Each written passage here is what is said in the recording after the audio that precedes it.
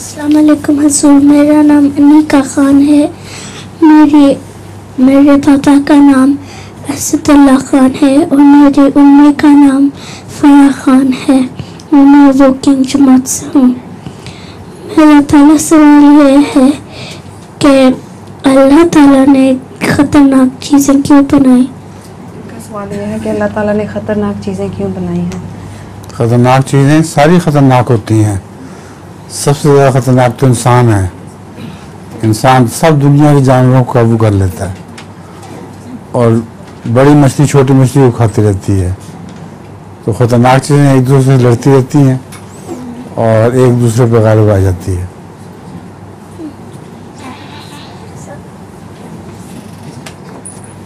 तुम मुर्गी खाती हो? मुर्गी खाती हो तुम? नहीं खाती? खाती हो ना? तो तुम खतरनाक नहीं हो मुर्गी के लिए? अस्सलाम